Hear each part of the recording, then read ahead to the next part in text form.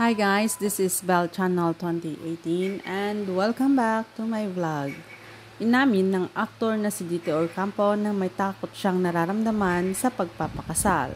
Sa kanyang naging panayam sa newscaster na si Miss Corina, kamakailan ay napag-usapan nila ang kanyang buhay at pagpasok sa showbiz.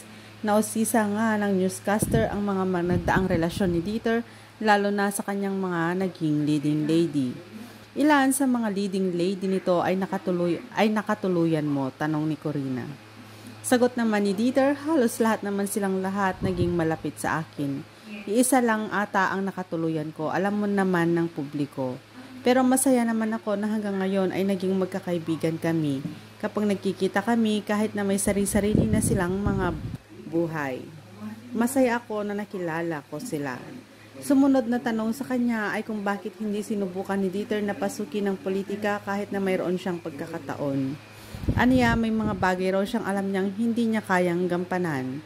At kung papasukin niya nga ang bagay ay dapat kaya niya itong panindigan. Ayaw kong ipilit yung sarili ko sa bagay na pagdating ng panahon sasabihin ko, teka, ba't ko nga ba ito pinasok? Ang dagdag pa ni Dieter. Singit naman ni Corina, tulad ng kasal. Ang kasal naman kasi hindi para sa lahat.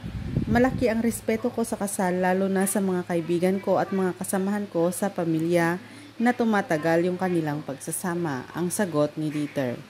Bukod pa rito, hindi raw madali ang pagpapakasal, lalo na kung lumalaki ang pamilya at kayong mag-asawa ay mga ginagawang salungat sa interes ng bawat isa na sumusubok sa pasensya. Marami na akong mga kaibigan din na dumaan dyan at ako ay naging saksi. Napaghingan din nila ako ng sama ng loob at masakit na makita mo na nagkakaganoon sila. Ayaw kong mangyari sa akin yun. Natatakot ako pero alam ko naman na darating din ang panahon na kailangan ko rin na may katuwang, ang sagot pa ni Dieter. Masaya pa rin naman daw siya sa pakiramdam niya na umuwi sa tahanan